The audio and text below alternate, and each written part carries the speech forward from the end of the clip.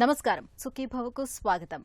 ఈ రోజు సుఖీభవలో ఛాతిలో కొలిమి జీఆర్డీ, అతి విచారంతో ఆయుక్షీణం, కొలెస్ట్రాల్ను పెంచే అలవాట్లివే, లేజర్తో వెర్కోస్ వీన్స్ మాయం, ఇంకా హెల్త్ టిప్. చిన్న సమస్య పెద్ద చికాకు. ఎసిడిటీకి 4 పదాలు అతికినట్లుగా సరిపోతాయి. గుండెలో మంటగా ఉందని, ఛాతిలో కొలిమి పెట్టినట్లుగా ఉంటుందని మనలో చాలా మంది బాధపడుతూ ఉంటారు. ఒక తీరు తెన్ను లేని ఆహారపు అలవాట్లకు తోడు పొగ, మద్యం వంటి చెడు వ్యసనాల మూలంగా ఇవాళ చాలా మందిలో ఎసిడిటీ బాధలు ఎక్కువగా కనిపిస్తున్నాయని చెబుతున్నారు డాక్టర్లు. పుల్లటి తేనుపులు, గ్యాస్ ట్రబుల్, పొట్టలో అల్సర్లు, ఈ బాధలన్నిటినీ కలిపి డాక్టర్లు గ్యాస్ట్రో ఈసోఫేజియల్ రిఫ్లెక్స్ అని, వాడుకలో జీఈఆర్డీ అని పిలుస్తారు. ఛాతిలో కొలిమిని రగిల్చే జీఈఆర్డీ బాధలకు అసలు కారణాలు, పరిష్కార మార్గాల గురించి ఇప్పుడు తెలుసుకుందాం.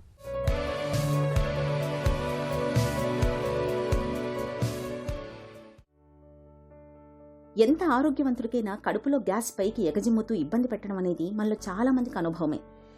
గ్యాస్ పైకి ఎగదన్నుకు వస్తూ ఉండడంతో ఛాతీ అంతా పట్టేసినట్టుగా ఉంటుంది. దీంతో గుండెపోటేమో అన్నంత ఆందోళనకు గురవుతుంటారు చాలా మంది. ఆహారం తినగానే ఛాతీలో మంట మొదలవుతుంటుంది. పదే పదే పులితెన్పులు వస్తుంటాయి. తిన్న ఆహారంలోని మెతుకులు తిరిగి గొంతులోకి వస్తుంటాయి. గ్యాస్, ఎసిడిటీ, పులితెన్పులు, ఈ సమస్యలను అన్నింటినీ కలిపి వైద్య పరిభాషలో గ్యాస్ట్రో ఈసోఫేజియల్ రిఫ్లెక్స్ డిసీజ్ అని, వాడుకలో జీఈఆర్డీ అని పిలుస్తారు. గ్యాస్, ఎసిడిటీ, అల్సర్ల బాధలకు గాడి తప్పిన ఆహారపు అలవాట్లు, ధూమపానం, మద్యపానం వంటి వ్యసనాలు, అధిక బరువు, స్థూలకాయాన్ని కారణాలుగా చెబుతారు నిపుణులు. GERD, gastro oesophageal reflux disease అంటే పొట్ట లోపల ఉండాల్సిన యాసిడ్ అన్నవాహికలోకి పైకి రావటం, రిఫ్లెక్స్ అవటాన్ని గ్యాస్ట్రో ఈసోఫేజియల్ రిఫ్లక్స్ డిసీజ్ అంటాం జరుగుతుంది. ఈ గ్యాస్ట్రో ఈసోఫేజియల్ రిఫ్లక్స్ డిసీజ్ అనేది చిన్నపిల్లల దగ్గర నుంచి పెద్దవారి వరకు ఏ వయసులో అయినా సరే మనం చూసే అవకాశం చాలా ఎక్కువగా ఉంటుంది. జీఈఆర్డీకి ముఖ్యమైన కారణాలు మనం తినే ఆహారం కానీ, చేసే ఎక్సర్సైజ్ కానీ, కొన్ని అలవాట్ల వల్ల కానీ ఈ యాసిడ్ రిఫ్లెక్స్ ఎక్కువగా ఉండే అవకాశం ఉంటుంది.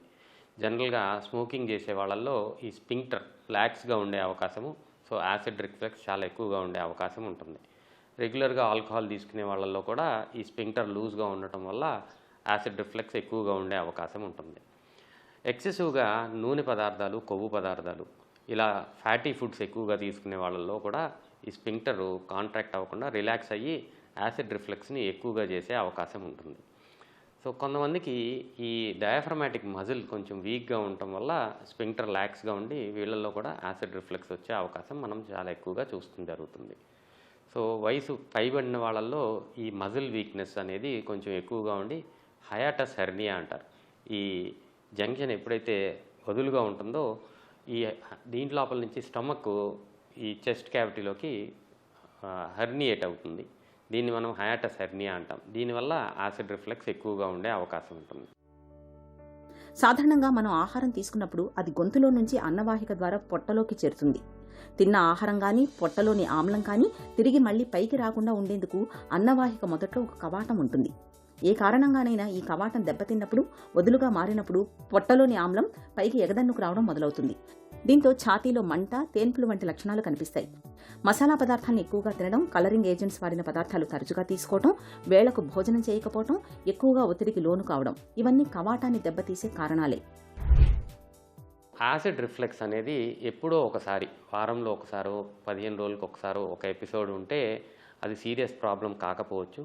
కానీ ప్రతిరోజు కనుక సిమ్టమ్స్ ఉంటున్నాయి, పొద్దున్న లేవగానే గొంతంతా చేదుగా, గుండెల్లో మంటగా ఉంటుంది, ఆహారం తిన్న ప్రతిసారి గుండెల్లో మంటగా ఉంటుంది అంటే ఇది రెగ్యులర్గా యాసిడ్ రిఫ్లెక్స్ జరుగుతుంది అని అర్థము.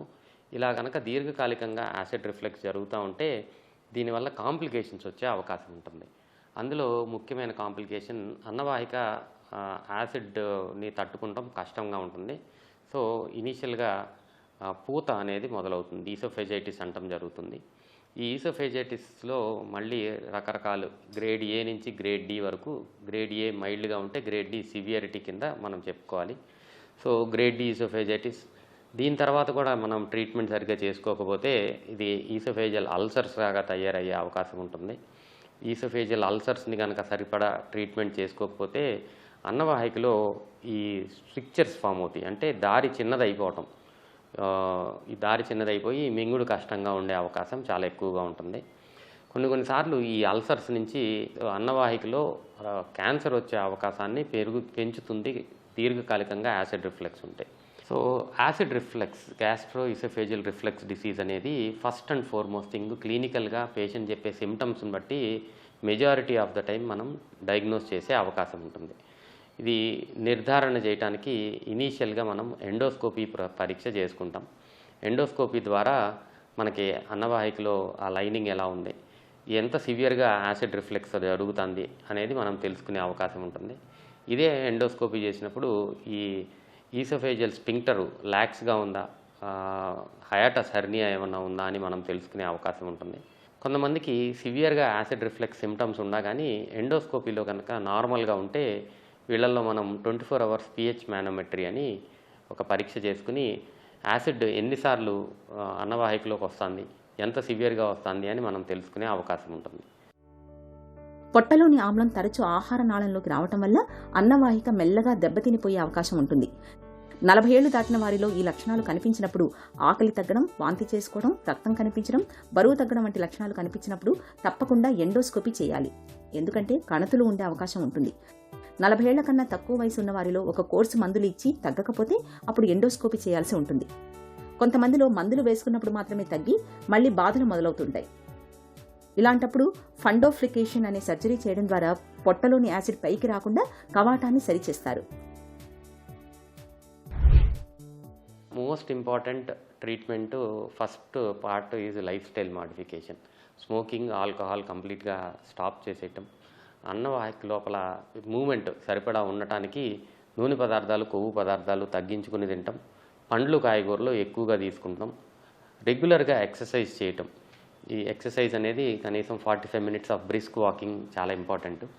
ఇలాగా లైఫ్ స్టైల్ మాడిఫై చేసుకున్న తర్వాత కూడా సిమ్టమ్స్ ఉన్న వాళ్ళకి మనం డెఫినెట్గా ప్రోటాన్ పంప్ ఇన్హిబిటర్స్ అనే ట్యాబ్లెట్స్ ఇవ్వడం జరుగుతుంది. సివియరిటీని బట్టి, యాసిడ్ రిఫ్లెక్స్ సివియరిటీని బట్టి, అది ఎండోస్కోపీలో మనకు కనిపించిన దాన్ని బట్టి 99% ప్రోటాన్ పంప్ ఇన్హిబిటర్స్తో ప్రాబ్లం సెటిల్ అయ్యే అవకాశం ఉంటుంది. లాక్స్, లోయర్ ఎసోఫేజియల్ స్పింక్టర్ ఉన్న వాళ్ళల్లో ఈ డయాఫ్రమాటిక్ మజిల్ స్ట్రెంథెన్ చేయడానికి బ్రీదింగ్ ఎక్సర్సైజెస్, రెగ్యులర్గా మనం వాడే ప్రాణాయామ చేస్తే ఈ స్పింక్టర్ టైట్ అయ్యే అవకాశం చాలా ఎక్కువగా ఉంటుంది. హయాటస్ హెర్నియా చాలా ఎక్కువ స్టేజ్లో ఉండి వయసు పైబడిన వాళ్ళకి రెగ్యులర్గా ఈ మాత్రలు తీసుకున్నా కానీ వాళ్ళకి సిమ్టమ్స్ రిలీఫ్ అవ్వకపోతే మనము ఈ స్పింక్టర్ని టైట్ చేసుకుంటాం. హయాటస్ హెర్నియాని రిపేర్ చేస్తానికి endoscopic procedures and surgical procedures అవైలబుల్గా ఉన్నాయి. ముఖ్యంగా నివారణ, జీఈఆర్డీ నివారించుకోవడానికి మన లైఫ్ స్టైల్ చాలా ఇంపార్టెంట్. సో ఎప్పుడైతే ఈ స్మోకింగ్, ఆల్కహాల్కి దూరంగా ఉండటం, తినే ఆహారంలో పీచు పదార్థం అధికంగా ఉండటం, తద్వారా మన పొట్ట యొక్క మూమెంట్ తొందరగా జరిగి యాసిడ్ రిఫ్లెక్స్ యొక్క ఛాన్సెస్ తగ్గించేసుకుంటాం. నూనె పదార్థాలు, కొవ్వు పదార్థాలు ఎక్కువ తీసుకుంటే ఈ యాసిడ్ రిఫ్లెక్స్ ఎక్కువ అయ్యే అవకాశం ఉంటుంది. సో దాన్ని కంప్లీట్గా తగ్గించుకుంటాం, మితంగా తీసుకుంటాం, చాలా ఇంపార్టెంట్. గ్యాస్, ఎసిడిటీ, అల్సర్ వంటి బాధలకు దూరంగా ఉండాలి అంటే ఆహారపరమైన జాగ్రత్తలతో పాటు జీవనశైలిలోనూ కొన్ని ప్రత్యేక జాగ్రత్తలు తీసుకోవాలి. కొవ్వు పదార్థాల్ని, నూనె పదార్థాల్ని సాధ్యమైనంత తక్కువగా తీసుకోవాలి. కాఫీ, టీ, కారం, మసాలాల్ని ఎంత తగ్గిస్తే అంత మేలు. తిన్న వెంటనే పడుకునే అలవాటు ఎసిడిటీని మరింతగా పెంచుతుంది. బరువును అదుపులో ఉంచుకోవాలి. పొగ, మద్యం అలవాట్లకు దూరంగా ఉండాలి. మానసిక ఒత్తిళ్లు, ఆందోళనల్ని తగ్గించుకోవాలి. నిర్ణీత వేళకు భోజనం చేయడం, అది కూడా ప్రశాంతంగా తినడాన్ని అలవాటు చేసుకోవాలి. హెల్త్ న్యూస్ మీకోసం.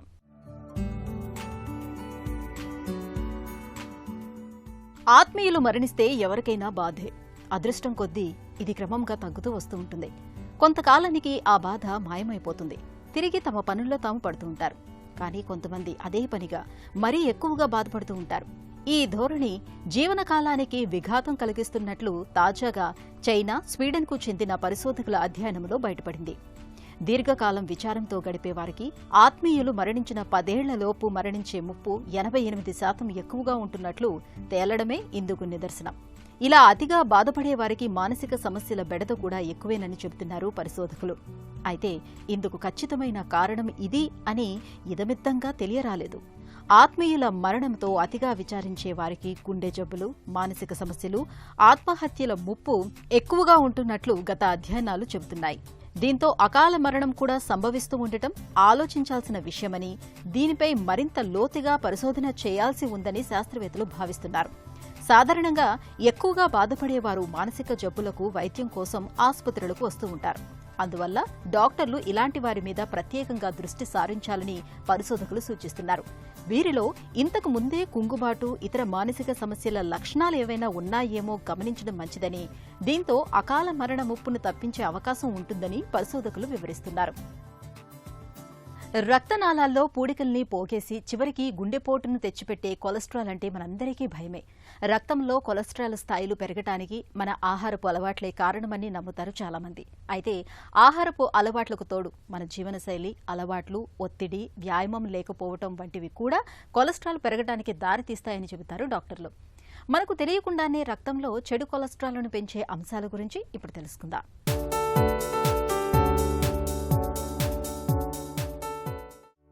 రక్తనాళాల్లో కొలెస్ట్రాల్ పేరుకుపోవడం అనేది ఒక్క రోజులో వచ్చేది కాదు. మనకు తెలియకుండానే కొన్ని అలవాట్లు దీన్ని పెంచి పోషిస్తుంటాయి. ముఖ్యంగా దీర్ఘకాలిక ఒత్తిడి అనేది రక్తంలో కొలెస్ట్రాల్ పేరుకుపోవడానికి దోహదం చేస్తుంది. తరచూ ఒత్తిడికి గురవుతున్నప్పుడు మన కాలేయం ఎక్కువ మొత్తంలో కొలెస్ట్రాల్ ఉత్పత్తి చేయడానికి ప్రయత్నిస్తుంది. దీంతో కాలక్రమేణా సమస్య మరింతగా ముదిరే ప్రమాదం ఉంటుంది. సరిపడా నిద్ర లేకపోవడం వల్ల కొలెస్ట్రాల్ను నియంత్రించే శరీర సామర్థ్యంపై ప్రభావం పడుతుంది. నిద్రలేమితో కార్టిసాల్ వంటి ఒత్తిడి హార్మోన్లు పెరుగుతాయి. ఫలితంగా చెడు కొలెస్ట్రాల్ పెరుగుతుంది. చక్కెరతో కూడిన శీతల పానీయాలు, చిరుతిళ్లు, వైట్ బ్రెడ్ వంటి రిఫైన్డ్ కార్బోహైడ్రేట్ పదార్థాలు రక్తంలో చక్కెర స్థాయిలు వేగంగా పెరగడానికి దారితీస్తాయి. ఫలితంగా శరీరంలో ఇన్సులిన్, ట్రైగ్లిజరైడ్ల ఉత్పత్తి పెరిగే అవకాశం ఉంది. ఇవి మంచి కొలెస్ట్రాల్ను తగ్గిస్తాయి. ఎటువంటి విరామం లేకుండా గంటల తరబడి ఒకే చోట కూర్చోవడం వల్ల రక్తంలో మంచి కొలెస్ట్రాల్ స్థాయిలు తగ్గే ప్రమాదం ఉంటుంది. అంతేకాదు రక్తంలో కొవ్వు పదార్థాల జీవక్రియ, ఫ్యాట్ మెటబాలిజం కూడా నెమ్మదిస్తుంది. చిరుతిండ్లు, ప్రాసెస్ ఫుడ్స్ని అతిగా తినే అలవాటు అధిక బరువుకు కారణమవుతుంది. వీటిలో ట్రాన్స్ ఫ్యాట్స్, చక్కెరలు ఎక్కువగా ఉంటాయి.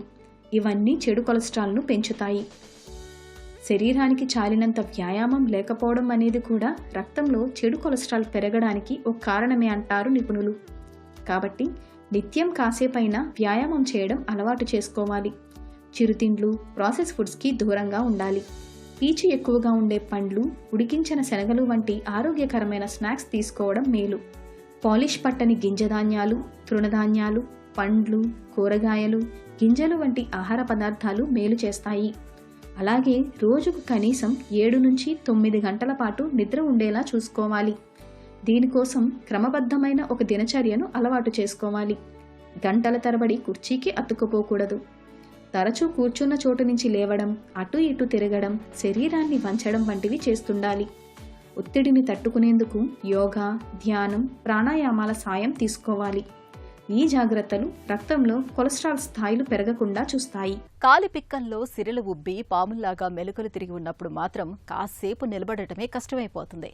ఇక కొద్ది దూరం నడిచేసరికి కాళ్లు 2 గుంజుతున్నట్లుగా, కాళ్లల్లో చిరచిరలాడుతున్నట్లుగా ఏదో అసౌకర్యంగా ఉంటుంది. కొన్ని సందర్భాల్లో కాలి పిక్కల్లో పుండ్లు పడి ఎంతకీ మానకుండా వేధిస్తూ ఉంటాయి. కాళ్లల్లో తీవ్రమైన బాధల్ని తెచ్చిపెట్టే వెరికోజ్ వీన్స్కు ఇవాళ చక్కటి చికిత్సలు అందుబాటులో ఉన్నాయి. ముఖ్యంగా లేజర్ చికిత్స సాయంతో వెరికోజ్ వీన్స్ను చక్కగా నయం చేయొచ్చని చెబుతారు డాక్టర్లు. వెరికోజ్ వీన్స్కు లేజర్ చికిత్స గురించిన పూర్తి వివరాల్ని డాక్టర్ని అడిగి ఇప్పుడు తెలుసుకుందాం.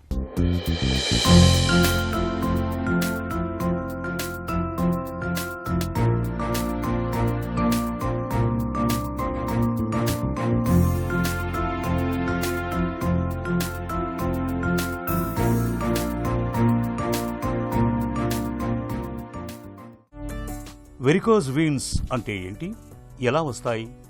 వారికోస్ వెయిన్స్ అంటే మన కాళ్ళల్లో కండరాళ్ళు రక్తం వాడుకున్న తర్వాత ఏదైతే కింద నుంచి పిక్కల నుంచి కింద నుంచి పైకి తీసుకెళ్లే రక్తనాళాలు ఉన్నాయో వాటి వెయిన్స్ అంటాం. వాటికి వచ్చే సమస్యని ఈ వారికోస్ వెయిన్స్ అంటాం. తెలుగులో నానుడిలో ఇది నరాలుబ్బులు అని కూడా అంటారు. అంటే ఇవి బయటికి మెలిదిరిగిన నీలం రంగులో ఉన్న రక్తనాళాలని మనకి ఈ వారికోస్ వెయిన్స్ సమస్య అని అంటాం. కానీ చాలాసార్లు ఇది బయటకు కనిపిస్తాయనే అవగాహన అపోహలో ఉంటారు. కానీ కొన్నిసార్లు మనకి ఇవి లోపలే ప్రప్రదంగా ఉబ్బినిపోయి చెడు రక్తం అంతా దాంట్లో నిలిచిపోయి ఇబ్బందులు పడుతుంటారు. సో అలాంటి వాళ్ళల్లో కూడా వ్యారికోస్ వెయిన్స్ ఉంటాయి అని మీరు గ్రహించాలి. పొద్దున్నే లేచిన తర్వాత కాళ్ళలో వాపులు ఉంటాయి. అది సాయంత్రం అయ్యే కొద్దీ ఇంకా ఎక్కువ వాపులు పెరుగుతూ ఉంటాయి. కొంతమందిలో రక్తనాళాలు ఉబ్బుల కింద కనిపిస్తూ ఉంటాయి. మరి కొంతమందిలో నొప్పులు రావటము, చర్మం నల్ల రంగులో మారడము, ఎర్రదనం కింద మారడము, మానన పుండ్ల కింద ఉండడము, మరియు చిన్న దెబ్బ కానీ ఏమైనా తగిలినా కూడా మానకపోవటము, తీవ్రమైన కాళ్ళల్లో బరువుల కింద ఉండడము, ఇవన్నీ కూడా వ్యారికోస్ వెయిన్స్ యొక్క లక్షణాలండి. వెరికోజ్ వీన్స్కి సాంప్రదాయిక చికిత్సలు ఎలా ఉంటున్నాయి? ఇదివరకు పాతకాలంలో మనం చేసే ట్రీట్మెంట్ ఎలాగుండేదంటే ఓపెన్ సర్జరీ అనేది చేసేవాళ్ళం. అంటే పైనుంచి రక్తనాళాన్ని చీరుకుంటా ఒక కట్ చేసుకొని సర్జరీ చేసి చీరుకుంటా వెళ్ళేవాళ్ళం. సో ఇది చాలా కాలము ఈ సర్జికల్ ఆప్షన్ అనేది నడిచిందండి. బట్ ఇప్పుడు లేటెస్ట్ టెక్నాలజీ వచ్చిన తర్వాత ఈ కన్వెన్షనల్ ఓల్డ్ సర్జికల్ ట్రీట్మెంట్ అనేది చేయటం చాలా తక్కువ అయిపోయింది. కానీ స్టిల్ కొన్ని కేసెస్లో మాత్రమే సర్జికల్ ట్రీట్మెంట్ కూడా చేస్తుంటామండి. వెరికోజ్ వీన్స్కి లేజర్ చికిత్సలో ఉన్న ప్రయోజనాలేంటి? ఈ వ్యారికోస్ వెయిన్స్కి ఇప్పుడు కొత్తగా మనకి అందుబాటులోకి గ్లూ చికిత్స, సూపర్ గ్లూ థెరపీ అంటాం, అది అందుబాటులోకి వచ్చిందండి.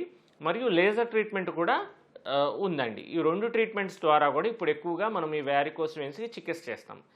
ఈ చికిత్స యొక్క గొప్పదనం ఏంటంటే దీనిలో కోత, కుట్టు, నొప్పి ఎటువంటి ఇబ్బంది లేకుండా పేషెంటు ఆ రోజు ట్రీట్మెంట్ చేసుకొని అదే రోజు ఒక 2 గంటల్లో ఇంటికి కూడా వెళ్ళిపోవచ్చు నడుచుకుంటా. గ్లూ ట్రీట్మెంట్తో పాటు వ్యారికోస్ వెయిన్స్కి లేజర్ ట్రీట్మెంట్ కూడా చాలా రోజుల నుంచి మనం చేస్తూ ఉంటాము. అది కూడా ఏంటంటే చాలా అడ్వాన్స్డ్ ట్రీట్మెంట్. దానిలో కూడా మీరు ఒక 3-4 సూదులతోనే ట్రీట్మెంట్ అంతా అయిపోతుంది. కాబట్టి పూర్తి నడుముకి కానీ లేకపోతే మత్తు ఇవ్వాల్సిన స్పైనల్ ఎనస్థీషియా కానీ ఏమి ఇవ్వకుండానే మనం ఓన్లీ లోకల్ ఎనస్థీషియాలోనే ఈ 2 ట్రీట్మెంట్స్ చేసుకోవచ్చు.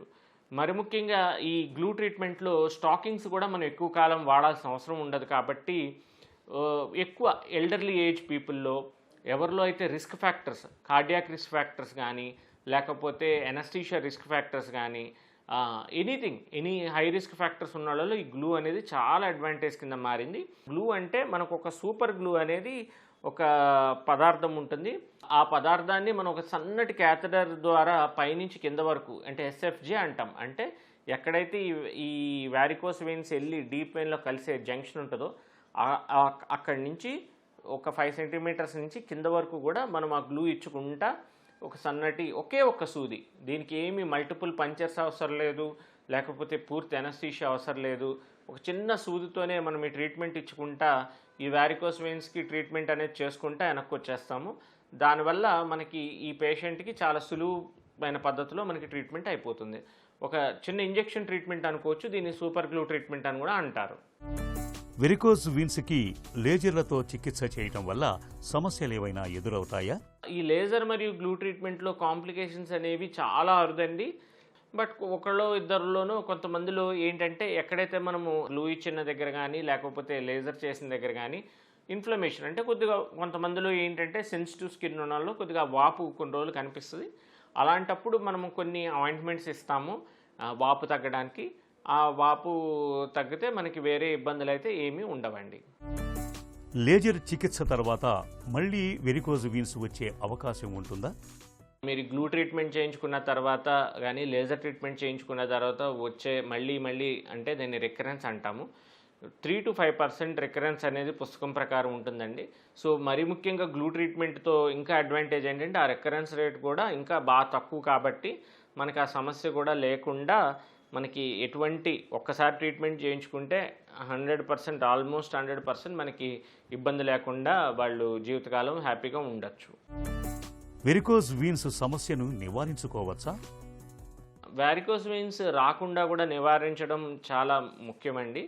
దీన్ని ఎలా చేసుకోవాలంటే మనము ఎక్కువసేపు నుంచున్న సమయాల్ని అవాయిడ్ చేయటం అనేది చాలా మంచిది. చిన్న బ్రేక్స్ తీసుకొని కాసేపు కూర్చొని ఉండడము ఇవన్నీ చేయటం మంచిది. మరియు దాంతోపాటు ఇంకా కొంతమందిలో ఏంటంటే ఎక్కువసేపు సాఫ్ట్వేర్ కానీ లేకపోతే ఎక్కువసేపు ఒకే చోట కూర్చుంటూ ఉంటారు, సెడెంటరీ స్టైల్. అలాంటిది అవాయిడ్ చేసి మధ్యలో ఒక చిన్న బ్రేక్స్ తీసుకొని కొద్దిగా హైడ్రేట్ అవటము, కొద్దిగా టైంకి హైడ్రేషన్ మెయింటైన్ చేసుకుంటాము, ఇవన్నీ కూడా చాలా హెల్ప్ చేస్తాయండి. అలాగే వీళ్ళు రెగ్యులర్గా ఒక వాస్కులర్ సర్జన్ దగ్గర కూడా ముందుగానే చూపించుకున్నట్టయితే ఇది ఫర్దర్గా ఎర్లీ స్టేజ్లోనే మనం గ్రహించినట్టయితే చిన్న మందులతోనూ లేకపోతే ఏ ట్రీట్మెంట్ కూడా లేకుండా ఒక చిన్న జాగ్రత్తతోనూ స్టాకింగ్స్తోనూ కూడా మనం కాపాడుకోవచ్చు. వెరికోజ్ వీన్స్ కు ఇవాళ లేజర్ చికిత్సను మెరుగైన పరిష్కారంగా చెప్పుకోవచ్చు. సకాలంలో లేజర్ చికిత్స తీసుకుంటే వెరికోజ్ వీన్స్ బాధల నుంచి త్వరగానే బయటపడొచ్చు. ఇక ఈరోజు కార్యక్రమాన్ని ముగించే ముందు ఒక చిన్న చిట్కా మీకోసం. గొంతు నొప్పితో బాధపడుతున్నప్పుడు ఒక గ్లాసు నీళ్లల్లో చిటికెడు దాల్చిన చెక్క పొడి, కొంచెం మిరియాల పొడిని కలిపి బాగా మరిగించి చల్లార్చండి. ఆపై కొద్దిగా నిమ్మరసం కలుపుకుని తాగండి. గొంతు నొప్పి త్వరగా తగ్గుతుంది.